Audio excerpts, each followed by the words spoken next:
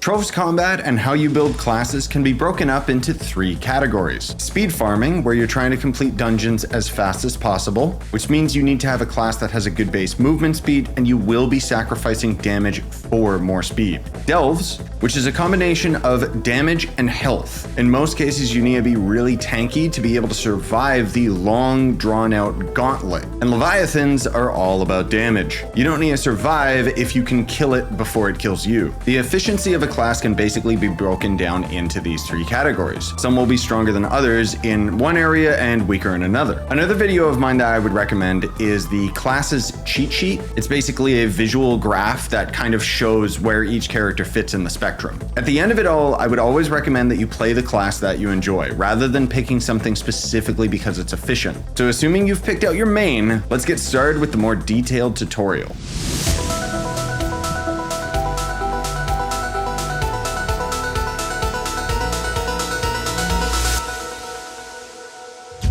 Fae Trickster is another one of those classes that a lot of people really underestimate. It's kind of a running theme with the game, frankly speaking. There's a couple little tricks that you can do on Fae Trickster that most people don't know about. So similarly to the Neon Ninja, you'll actually regenerate your energy quite fast while you're on the ground, so you can almost indefinitely just keep teleporting. As soon as you go up in the air though, you don't actually regenerate your energy anytime you jump, with a brief cooldown before it starts regenerating. So that makes the Fae Trickster a decent speed farmer, but what about Delves? The class is not the greatest in the Delves simply because you need to not sustain damage for X amount of time in order to get a damage buff. And that's almost impossible to do in the Delves with the sheer amount of enemies that there are. However, Fae Trickster has always been a pretty good single target damage character. Not very good on groups. I mean, decent on groups with your Fae Bomb, but your base attack isn't going to phase through enemies or anything like that. So usually you can only handle one enemy at a time. Even so, they can handle bosses quite well. So as usual, there's a couple different subclasses that you could choose from, but most of all the best ones are always going to end up being Lunacy, sort of crazy, just because you'll end up going big every now and then, and that'll end up giving you not only damage, but movement speed is one of the most important reasons why so many players use this. And then there's also going to end up being the Solarian, which the Solarian, the main reason people use it isn't because of the basic attacks have a chance of exploding, dealing damage to enemies and applying a damage over time effect. That's decent. But the main reason people use it is just because of the light value. You can mix and match. There are other options. I, for one, almost always use the Knight subclass just because the extra movement speed on a mount. And those extra flasks, in my eyes, are more sustained damage over time because of the amount of boost that you'll get from those extra flasks, but it's not mandatory. The stats that you're gonna focus on with your gear is kind of different because this class is so energy dependent. You do want to have energy regen on at least one piece of gear. Ideally, you could have it on your ring and then just forget about it on everything else, but you could also have it on your weapon if you want. And then the other stats you're gonna go for are gonna be crit damage and attack speed. You could sacrifice the crit damage for movement speed if you just absolutely want to focus on dungeons, because then movement speed is one of the most important stats in the game. But with Fae Trickster being a class that most people use as either a boss killer or, you know, in some cases Delves just because the damage is really high, then you would just be all attack speed, all crit damage. So I'm gonna go through each of the Fae Trickster's crystal ring effects, just in case you don't know what all of them are. Dance Partner. Fairy Dance summons a Fae Juggernaut that taunts enemies. Mobilize. Fairy Dance summons one large enchanted staff that follows the player. And Trick Trick Boom. When taking damage, the Fae Trickster has a chance to spawn a glitter bomb at its location. This glitter bomb has increased range and stun. Now, it has been a long time since I ended up maining Fae Trickster, so I'm not 100% sure which crystal ring effect is the best one. If I had to guess, it would be the Dance Partner, because having the Fae ally, the Fae Juggernaut, taunt enemies will essentially give you the ability to, well, deal more damage because you won't get knocked out of your passive ability, Or it would end up being mobilized, maybe, but as far as I recall, the large enchanted staff deals less damage than the 3 smaller ones. The trade-off is that that staff follows you, but maybe I'm wrong about that, and maybe it does deal more damage. Fae mains, sound off in the comments and correct me where I'm wrong. The best banner in slot, of course, is going to end up being the Leviathan torches or the permanent torch, which you can forge into the enshadowed torch of the Saber Skull, which is the one that gives light, magic damage, flash capacity, but more importantly, movement speed, which for me is always a top priority. For your ally, you actually have a couple different options. There's Orchian, which is for movement speed, Starry Skyfire, just for raw damage because of the cooldown recovery speed. Or you could also use the mini water mana beast, because I've heard that these mysticism allies are actually really good because of that crit damage. So Orchian is from the hub, you go over into the Paragon's corner here, and it is a craftable ally that you'll have to have a Paragon's Mark. Now a Paragon's Mark, you can only get out of Paragon Pinatas. How do you get Paragon Pinatas?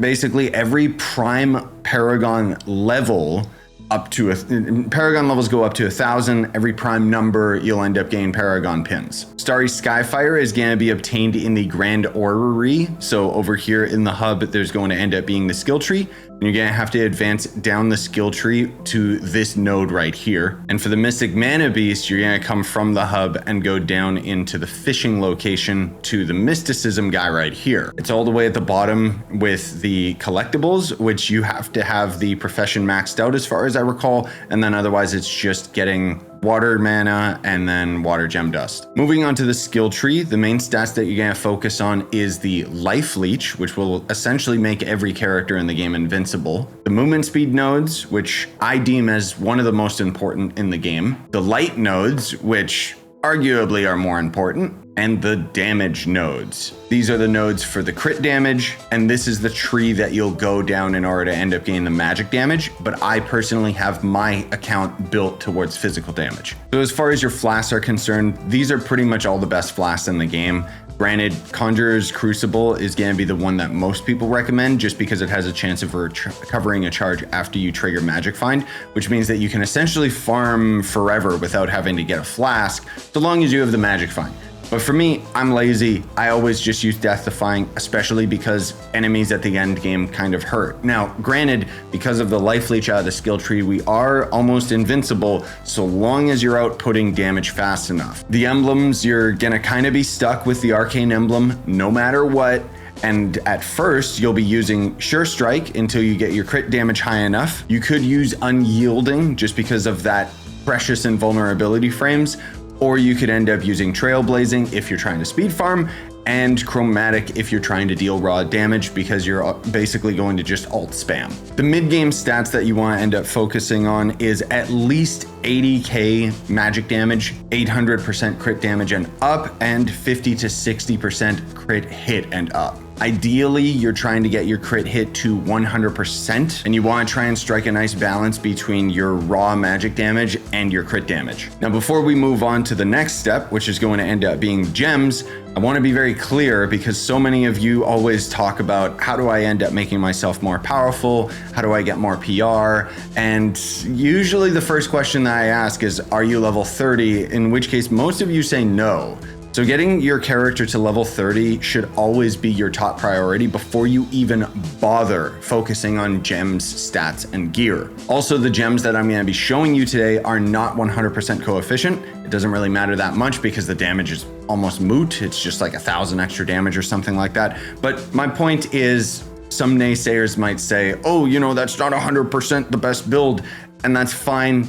This video is about making it as digestible as possible for you guys. So my main perfect set of gems is on my Shadow Hunter. So just take all the physical damage and swap that to magic damage. You want to have 3 of your lesser gems be 2 pearls magic damage, 1 pearl crit damage, no pearls crit hit, until you get your crit hit to 100%, and then you can cycle crit hit off of your gems into max health. Meanwhile, the other 3 lesser gems are going to be 2 pearls crit damage, 1 pearl magic damage, and no pearls crit hit. You don't have to follow this to the letter. Some of your gems can have 3 pearls in crit damage and no pearls in anything else, or 3 pearls in magic damage. It doesn't really matter that much. You just kind of, again, want to strike a nice balance between it. Empowered gems are going to be as simple as 2 pearls magic damage, 1 pearl crit damage, no pearls crit hit, with all of the cosmic gems, whether it be the lesser or the empowered, being 3 pearls into light. I lost my voice for a second. Also, you might hear the term of boosts instead of pearls. I don't know why. I always call them pearls just because it looks like a pearl of wisdom. For your empowered gem abilities, you do want to end up having Fago My Ego. The classroom ability makes it so that Ego Blast now requires an additional hit of damage to remove the bonus of your damage effect, which, if you don't know, the passive is that if the Fae Trickster takes no damage for 4 seconds, their base attack deals bonus damage. This is why Cubic Curtain can be a really good gem for you, because avoiding damage grants a protective shield, absorbing the next attack and stunning the attacker. And then your last empowered gem is kind of up to you. I would recommend Pyro Disc just because of the movement speed, but you could cycle it to other stuff if you really want. Volatile Velocity in particular will actually increase your range by 40%, which could be good for sniping as the Fae Trickster, but usually there's like walls in the way anyway, so it doesn't matter. And the Cosmic Gem is going to end up being either Berserk Battler for damage, Vampirium for speed. Lastly, I wanted to kind of touch base with you guys and mention, I know these videos take a while before they come out, and I'm sorry about that, but I'm also not sorry because I'm not going to keep apologizing every single one of these videos. My point being is I know that those of you that have like your favorite classes are actually a lot higher in the tree, so it's gonna take a while before we get to them. You gotta understand though that I can't just pick and choose favorites, so that's why I'm doing it in linear order from the first class all the way to the last. On top of that, it takes a lot longer to produce these types of videos, and I kind of gotta be in the mood as well. Another thing to mention that's relevant to right now is the test server will more than likely be on sometime soon TM, just because we've seen the Trove Twitch drops turned back on, and the last time that they had Twitch drops, the test server was open for testing. I don't know if we'll get the test server this week, next week, maybe it'll end up being in a month for all we know. And for those of you that keep hounding me asking about console updates, we don't know. All right, ladies and gentlemen, that's gonna do it for me. If you want to end up checking out more of my videos, YouTube recommends this one, or if you just want to check out my most recent upload right over here. Recently, I ended up uploading a video of playing a bunch of random games you've never heard of. I think that's going to end up being a good format from here into the future when I play random games on top of just having Trove as the mainline series. Point being is I would really appreciate if you check that video out because it's kind of in the feedback phase where I can always refine it and change things.